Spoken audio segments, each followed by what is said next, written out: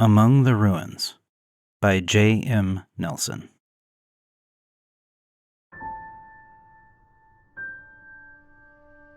I always wished for wealth. I knew that I'd never obtain such luxury in my life. I, a simple mill worker since the age of 10, never believed that my desire could ever be achieved. I knew this. I didn't wallow in self-pity over it. I didn't cry myself to sleep, wondering what I could have. No, I did not. I, being the most grounded human that I knew, understood that the world works in set ways, and I had been dealt a bad hand. This did not stop me from daydreaming, however. Often, on my long walks home from the mill, I would stare up into the night sky, looking off into the far reaches of the celestial sphere, and wonder, just wonder, what a life of wealth would be like. I saw myself with fancy clothes, a new pocket watch, and most of all, friends. Most people saw me as a strange fellow. I do not know why. For this, I wished for money, not to buy friendship, but at least to open the gateway to it. How sad yet true it sounds when I speak these pitiful words. If only I had dreamt for something more, for once my eyes were opened, they could not close.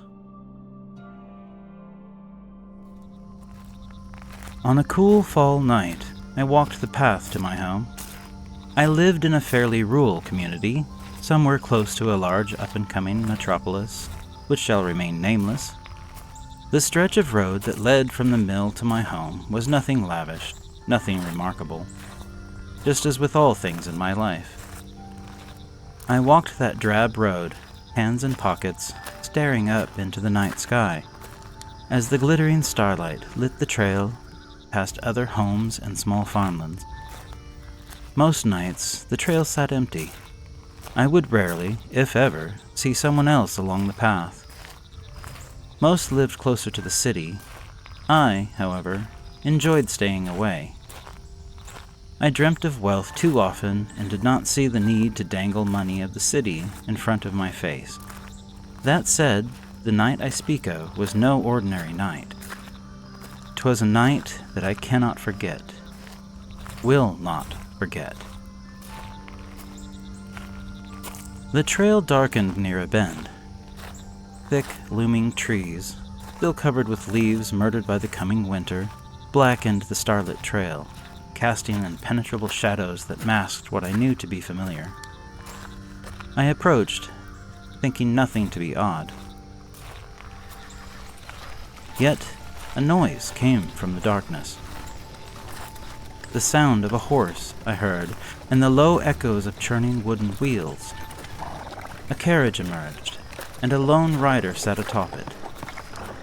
He held the reins in his hands, and had he not quickly lit a lantern, I would have thought that he belonged to the shadows themselves. His face glowed under the pale flame of the lantern as he held it forward. His face, plain and forgettable, stared at me. His eyes grew wide with suspicion as he eyed me, walking the trail. "Who goes there?" he asked. "Just a simple worker," I told him, with the tip of my cheap cotton hat. "I am passing on to home." "To home?" "Aye," I said. "Just up the trail some ways." He lowered the lantern, showering my body with its warm glow. The man dropped his reins, slipping out of the carriage. His boots scraped against the dried dirt and gravel of the path, moving around the large horse that strewed the carriage. He kept his lantern out, making sure to keep me in its light. "You do not seem to be a worker," he said. "You must be on your way to the party." "Party?" I laughed. "I do not know of any party. I am no socialite." "Neither am I," said the man. A funny accent rolled off his tongue. "I was invited to a party in the metropolis." "Where are you from?" I asked, curious of his voice. "Not many foreigners around here, is all." "I am a Dane," he said. "No problem with that, is there?" "None at all. I have not met a Dane." The Dane's cheeks lifted and his lips peeled back with a quick grin. "Now you have." "Aye," I nodded with a smirk. "Does this trail lead me to the city, friend?" he asked. "It does," I said, turning my back to him and pointing the way that I came. "Press on. Soon the buildings and lights will fill the sky, and you can figure it from there." "Are you sure you're a worker?" he asked. "Very," I laughed. "I know my profession, Master Dane." "An aura surrounds you." He waved the lantern from one side of my head to the other. "You carry a sadness with you." "Excuse me?" I questioned. Not offended, but more curious as to what the Dane implied. "You're sad. Why are you sad?"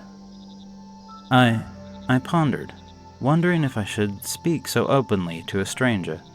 I quickly spout, "I long for better, knowing I'll never obtain it." "Better?"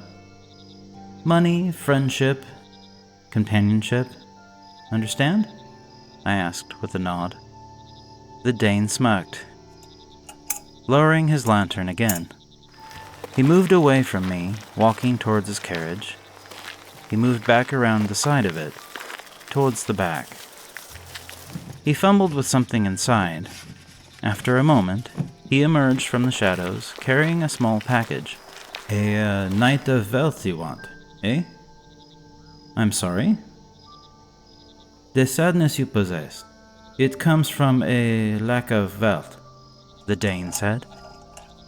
He raised his lantern, and I stared into his deep, green eyes. His face was young, thin too, and he appeared to be handsome by some other set of standards. His thick eyebrows raised as he spoke, dancing across his face with each syllable. I understood what he mentioned. Yes, I lack any real quality of life. "Then take this package, my friend. I was going to go to the metropolis and attend a lavish party." The Dane handed me the package. It was a small wooden box, covered in a thin brown paper that I quickly tore away. The young man's green eyes grew wide as I slid my hand over the lid, ready in an instant and without thought to open the box. I looked up at him. "I can't. It is your party." "Nobody will know better, friend," said the Dane. "I don't quite get it," I began. "It is you invited, not some lowly worker. They will know I do not belong. This is what you want, yes? You want wealth and friendship? Here I am, your friend. And there in your hand you hold wealth. Yet this is for one night. I cannot give you any more." I stared down at the wooden box. If what the Dane said was truth, I could live out my dream for only one night. I would never get another chance at it. Yet I knew something to be peculiar about the Dane. I did not know his name, but he called me his friend. I felt my hands grip around the box tighter, as images of the grand and lavish dreams of mine floated around the innards of my skull. They blinded me to the oddity of the Dane. A friend he was. Yes, of course. He had to be a friend to offer me such a gift. "Are you sure?" I asked. "Nobody will know," he said. "No, I mean, the gift. Are you sure that I may have this?" "Ha ha ha ha!" He laughed at me, turning his back and moving towards his carriage. His horse reared up, letting out a squeal, one that mimicked his laugh in a haunting fashion. He leered over his shoulder at me as he climbed aboard his wagon, saying, "No need for false politeness, friend. I dread parties anyhow. Open the box." I did as the stranger commanded. I quickly threw back the lid and beheld an assortment of clothing. A hood there was. Clothing, too. Atop both sat a small invitation, with the finest calligraphy I'd ever seen. I removed the small sheet of paper, holding it in my hands like a delicate flower. It smelt of lush perfume, filling my nostrils with the sweetness of lost dreams. The carriage began to roll away, turning slightly, returning the way that it came. I called out after the Dane, "Do you not head back to the metropolis?" "I do not," said the Dane, disappearing among the shadows of the trail. "For you now possess the only reason worth going."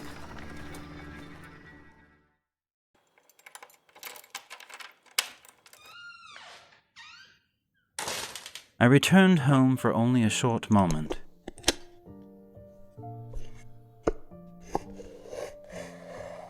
Removed the clothing from the wooden box, dressing myself in the finest silks that I'd ever witnessed.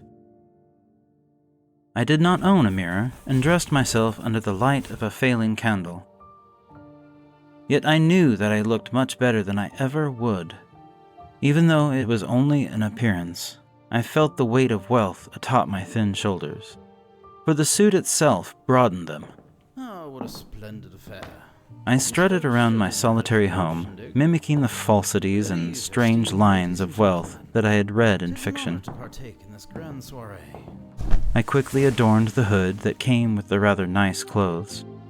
It was made of a rich velvet, deep red in color, almost purple, a burgundy really. I ran my hands against the soft material as it sat atop my head. It felt so good against the roughness of my working hands.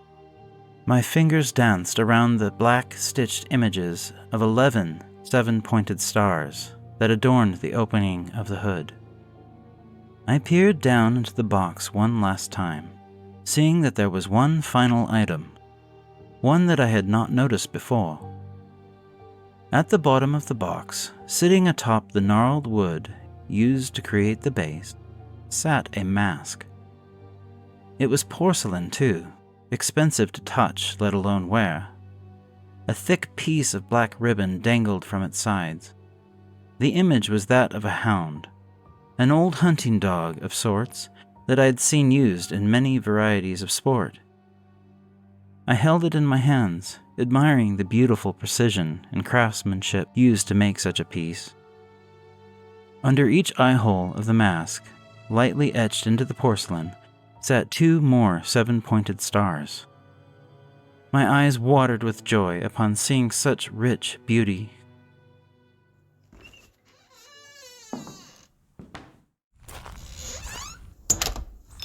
I'd only been to the metropolis once before. I wandered the streets then, trying to find my way to a new store that I'd heard of. I never found it, and nobody cared to notice the lone working soul that haunted the lively streets. However, this time, I noticed that the city, while it grew in size, became withered. The once lovely buildings that I once lusted after appeared to be decaying from the inside. Rust and watermarks stained every structure in some way or other. The folks of the city walked atop wet sidewalks, yet no rain had fallen that day. They screamed and cursed one another, often going for deep-rooted personal insults that could cut any person to the core. How decayed the city became. How I wondered what had happened. Yet, with my first return, anyone that I asked for help and directions willingly gave them. They pointed me deep into the heart of the metropolis, the wealthy district. I could tell that I moved in the right direction because the rot from the outskirts withered away with each step that I took, heading closer to my destination. The buildings, while lowering in size, grew in quality and care. Few people wandered the streets, and I soon realized that I was all alone, walking the avenues, a fraud in a foreign place, like a sun-cast shadow in the night. It took longer than I expected to find the address written on the invitation. I kept it in my right hand, as if it were some precious jewel that I could not lose. I began to become anxious, nervous that I would miss the party and waste the only opportunity that I would ever get of living the high life. That is when I saw it. At the end of a rather lush road sat a medium-sized white building. 2 pillars supported a large balcony, wrapped in vines that had to be placed by human hand. It was a beautiful building. Out front, 2 street lamps glowed with dancing flames, beckoning me to come closer, to live the life that I wanted. The doorway glowed in an unnatural aura, accenting the beautiful burgundy-colored wood under the distant moonlight. Tall windows there were, too, covered with dark, purple drapes that I could only imagine cost more than I would make in a lifetime. I approached the building slowly, holding the invitation in my hand. I stepped between the pillars that held the balcony. They looked strained, slightly bending, as if they held open the mouth to a great beast that would soon devour the city. As I began to walk up the low steps towards the front door, the burgundy wood creaked and hissed as the doorway opened slowly. Darkness sat on the other end, and I heard a voice call from the shadows. "You may not enter, stranger." "But I have my invitation," I said, holding the handwritten letter in my hand. "Strangers are not permitted." The voice, deep and monotone, echoed from the darkness. I stared into the darkness curiously, wondering what it all meant. I had the invitation. The Dane said nobody would notice. That is when I realized. I quickly removed the mask from my jacket. I fumbled with it for a moment, almost dropping it onto the wet concrete of the metropolis. One simple mistake and the porcelain would have been shattered. Looking back at that moment, I wish that it had. I quickly threw the hound's face over mine and called back to the shadows. "I am no stranger, see?" "No stranger indeed," the voice replied. Suddenly a lantern was lit. The shadows peeled away from the warm light in the doorway. A person stood. A woman it was. She wore a similar getup. A large purple jacket hung off her shoulders. Her hair was tucked beneath a star-adorned velvet hood. Her face, too, was hidden, yet under the image of a white lamb. She cocked her head. I could tell she studied me behind those shadow-covered eyes. I watched as the light of the lantern bounced across the snout of the lamb. Whoever sat behind the mask said to me, "You're late." I didn't respond, for I didn't know how to. I just approached the doorway, nervous that I would be caught. The woman held the lantern out to me, studying my mask. As I grew closer, the shadows hiding her eyes peeled away and I could see the pale blue of her iris. Her pupils danced around, looking over every detail of me. I thought I was discovered before she said, "Come, the party is far from over." So without hesitation, I entered. The entryway sat only lit by the small lantern that the lamb carried. She held it out in front of us, leading the way through the lower level of the home. A light did linger, though, but not from the depths of the house. Atop a large winding staircase made of immaculate construction, a faint glow of candlelight danced across the wall. The lamb nudged the lantern forward, signaling me to ascend. She said in her low voice, "Climb, tardigrade. They are waiting." I nodded and began to climb the spiral staircase, upward towards the second floor of the home. I tucked the invitation into my jacket pocket as I reached the top of the steps, basking in the faint candlelight that lingered at the end of the great hall that I now stood in. A doorway sat open and I could see figures moving about a room, and there was a low roar of chatter and discussion. A party raged just at the other end of the hall, and my heart leapt in my chest at the chance of speaking to other people. People that would care to hear what I had to say, even if it were all a sham. Smoke rolled out of the open door at the end of the hall, dancing on the floor for a moment in thick gray ribbons, then slowly rose as if they were coiling blue snakes, before dissipating and creating a haze that did not part until I passed through. I stood in the doorway for a moment, thinking that I should turn back. I knew that I was a liar. On top of that, I was late, something that the wealthy did not care for. I felt that they already discovered me and that I would soon be outed as nothing more than a dreamer. That feeling faded quickly as I heard a voice call from behind me. Go on, tardigrade. I turned, seeing the lamb standing atop the stairs. She kept her head hung low, and the lantern she carried sat extinguished in her left palm. The light from the doorway moved across her body, yet my shadow loomed over her, blocking most of it. Enter, she said. They need one more. I did not hesitate under the shadowy blue eyes of the lamb. I entered the room, realizing that the chatter and sounds of the party did not exist. It was all in my mind, a hopeful dream that quickly faded upon the sight of the room. I stood in a rather large ballroom. The windows and doorway to the balcony sat on the other side. The room was long and ran from one side of the massive home all the way to the other. The ceiling sat supported by 9 pillars, all of which were engraved with various ornate images. One held an image of a forest. Another possessed images of workers and laborers. Another possessed images of the dead and dying. While another yet held the image of a sprawling metropolis. All were detailed extensively from the floor to the ceiling, but the others I could not see, for they were hidden by the shadows casted by the many candles laid across the floor. As I looked down to study the candles, I could see a large carpet sprawled out at my feet. It was in the shape of a large black triangle, and in it sat many 7-pointed stars, all black as well. Had it not been for the cross-stitching, they would have been invisible. At the tip of the triangle sat a large chair covered in gold and onyx. The sight alone would cost someone a fortune just to stare at its beauty.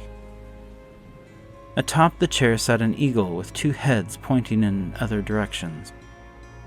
I, at first, thought it to be the image of a great ram or goat due to the darkness, but I was mistaken. A man stood next to the chair, leaning against it. He wore a similar mask as I, yet his was of a doe. He puffed on a large pipe that he carried in his left hand through the small mouth opening of his mask. Smoke rolled from around the sides of his hood as he exhaled, and it was then, after a very delayed moment of realization, that I soon understood that I was not alone. The room was filled to the brim with many people, all of whom wore the same mask as I and the lamb. Their clothes were the same too. The only one who stood different was the doe, and he wore the darkest shades of midnight. The crowd around me moved away as I took another step forward. They all stared at me, and the panic of being ousted as an imposter began to seep in again. The doe spoke, acknowledging my entrance. Welcome to the party, tardigrade. I am sorry, I lied. I could not remember the way. The doe cocked his head at me. He moved around the chair, not breaking his gaze from mine.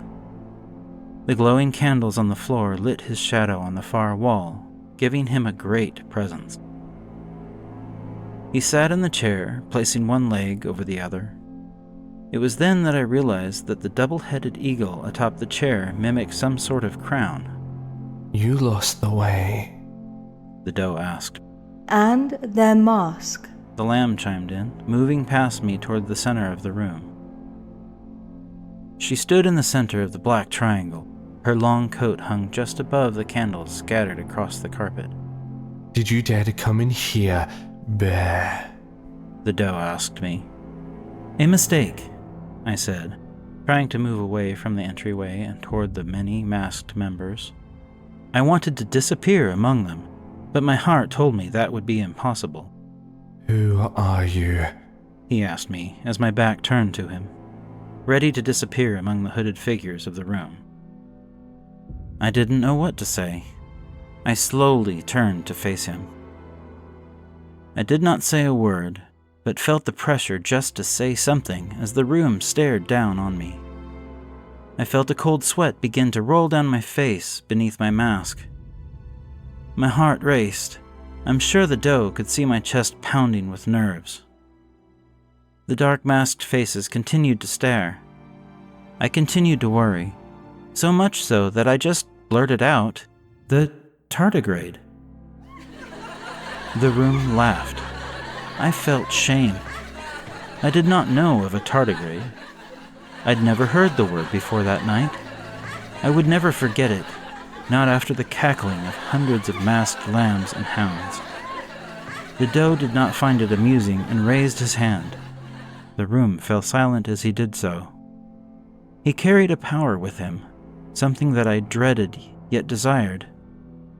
I envied the masked man, for he only needed to raise a hand to stop humiliation. He spoke to me quickly. The ruins of an ancient world are lost to the sands of time, yet time is nothing but a lie. Tell me now, do you stand among the ruins? The room spoke collectively. I did not. The doe knew. He kept his hand raised for a moment before slowly bringing it down with one finger, pointing directly at me. I was asking you, tardigrade. I said. I hear a sense of life in your voice, The doe said. Can you not? The lamb turned to face me. She looked me up and down before speaking to the doe. I hear life behind the mask. A soul plucks the heart of the tardigrade. I hear it too. Do you wish to keep it? The doe asked me. I beg your pardon? I asked, trying to step back. That of which you are to see is not for the faint of heart, nor is it for the world of those deemed living. We've seen beyond the chaotic void. We've seen those that linger between. Have you? I nodded slowly, nervous. He could tell. I could feel that he knew the answer to his own question. The doe shook his head in declination. Nay, tardigrade, nay. You have not. The leader of the masked room stood from his chair. He puffed his pipe one more time before throwing it to the floor. The smoldering bowl cracked against the hardwood as it barely missed the laid-out triangle rug. Embers shot from the discarded pipe, slowly disappearing upon contact with the shadows. The doe moved around the triangle rug before approaching the lamb. He tilted her head back, slowly caressing her neck. He stared at me as the back of his fingers danced across the woman's skin. You spoke to the Dane. I nodded. He sent you here. I nodded again. What is it that you asked for? Wealth, I muttered. The room laughed again. I felt as if I would collapse as the weight of humiliation set in. The doe laughed too. His was deep, haunting, corrupted. He asked, For one night. I nodded. Foolish, for the wealth you will receive is not the wealth that you desired. I can go, I said, stepping forward. The laughs of the room were silenced as I did so. I threw back my jacket, letting it collapse onto the floor. I quickly removed my hood and let it fall from my hand. I went to undo the ribbon that held my mask in place, yet the doe lifted his hand from the lamb's neck and held it out towards me. Do you think that by removing your attire you will be saved? Will you kill me? I asked. I did not mean to be an imposter among you. I am just lonely. And lonely you will be forever, friend. Wealth will not fix such a thing. I asked, somberly, what will it fix? Wonder, the doe said, and with a flick of his wrist he removed a small ornate blade from his sleeve. In one quick motion, he left a gash across the lamb's throat. She did not scream or try to fight. She did not even bother to grab a hold of the wound. Her body, naturally, tried, but she fought it. It was as if she knew it would happen, as if she wanted it to happen. Crimson flowed down her chest, covering her clothes. She fell to her knees, staring up at the ceiling. The doe asked the lamb, do you stand among the ruins? The lamb tried to speak, but only a quick gush of red sprang from her open wound. Do you stand among the ruins? He asked again. The lamb fell forward onto her stomach. Her legs began to shake as her death throes began. Her mask fell from her face, becoming drenched in the crimson river that flowed from the woman. I could see her image for a moment. She was young, attractive, and her skin became pale fast. Her eyes, once a beautiful blue, faded with all color, becoming a pale, milky white. I had not seen the dead do that before. Do you stand among the ruins? I knew that the lamb laid dead before us onlookers. Her face sat pale as death itself. Her eyes were white in an absence of all life. Yet her mouth sat agape, and from it came a hollow, empty voice. What do you see? The doe asked. The city. What of the city? I see the black stars. They are the only light here. Do you see them? What lingers? The doe asked, lowering himself closer to the body of the lamb. There is something else. What is it? The doe grew closer to the face of the dead lamb. What do you see among the ruins? The face of the lamb sat blank, emotionless, void. I watched, though, as the tongue of the dead woman danced around her lips, trying to formulate some type of speech. It no longer sat with the plump redness of life, but instead became corrupted, turned black as if it were decaying already. The tongue finally formulated. The other. The doe stood, nervous. His stature changed completely. His confidence faded from him, as if it were the only thing pumping through his veins. He stuttered. What does it say? The body of the lamb began to convulse, violently shaking up and down on top of the triangle rug. Black oozed from her open mouth. The hood atop her head flew back as the hollow voice projecting from her mouth began to scream in horror. The hand of the dead woman rose, rising to point a finger toward me. It shook, trembling with pain and fear of a world that I could not see, let alone understand. Her milky eyes stared into mine. And as she did, my hound mask shattered. The tardigrade will speak our secrets. Then, just as she began speaking, the lamb went still. her arm falling back onto the floor. Her eyes were no longer clouded in the white haze of the ether. The room stared at me, my face bare for them to see. I could not take their stares. They saw not only me, but my very soul. I could feel it set aflame as the doe peered into my eyes, just as I felt as if the staring would never end and that the humiliation would continue for a century. The body of the lamb vomited a vile, black substance. It drew the attention away from me for just a moment, a fraction of a second, really. It was just enough time, though. Enough time for me to dash from the room, run down the long, smoke-filled corridor, down the steps which I so hastily ascended moments before, through the burgundy-colored door and out into the night. I felt them following me. I felt them chasing me, but I did not know for certain. I did not look back.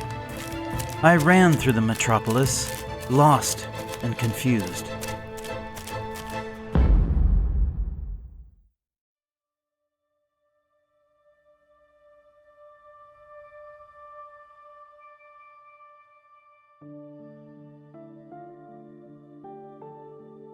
I thought of returning home, but I knew that would be a horrible decision.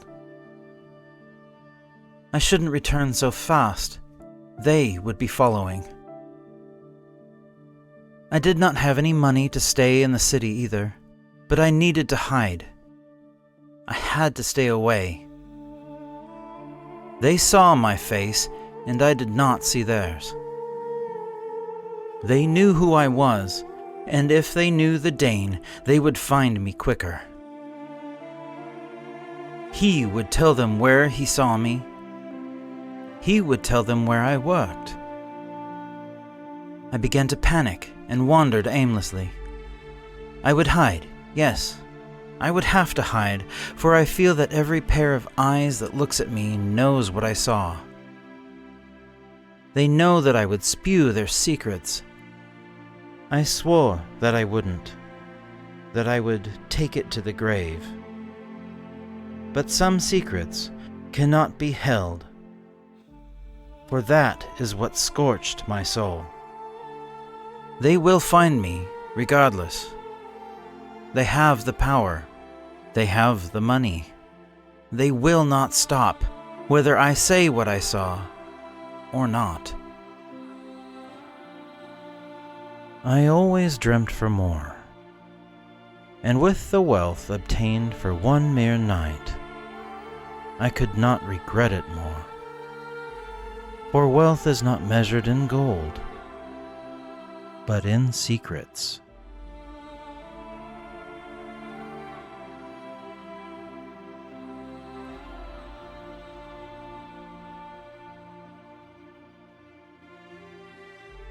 Salutations, Dark Passengers, and thank you for taking the time to listen to this story. It is a great honor to present this piece from the Seven Spires universe by J.M. Nelson. His stories have appeared across multiple channels, several of them on the Dark Somnium. He's narrated A Grave Mistake, A Song for a Student, Among the Court of the Stag King, The Monolith, and The Fourth Pyramid of Giza, among others.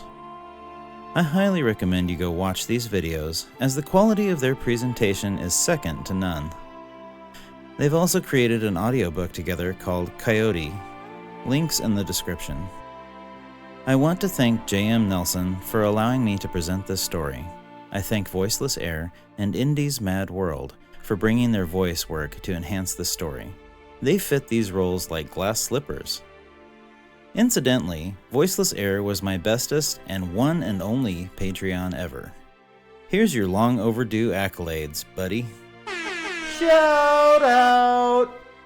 As always, immense thanks go to the Dark Somnium, Feslian Studios, and Mew for the music that provided the ethereal backdrop for the story to rest upon. I also thank the many folks that uploaded their awesome Foley art and recordings to freesound.org. Last, but certainly not least, someone very near and dear to me has launched her own YouTube channel. Introducing Spookalina. I've been working with her on writing, voice acting, narrating, recording, and editing, and she's even outpaced me in learning video editing. Please give a warm welcome to Spookalina and support this young content creator with what I believe to be some serious raw talent. I've linked her first video, a short crime drama that she's written and narrated herself. What's especially awesome is that 4 established narrator/voice actors have contributed, some of whom you may know well. Thank you again for stopping by, and I look forward to experimenting on you again soon.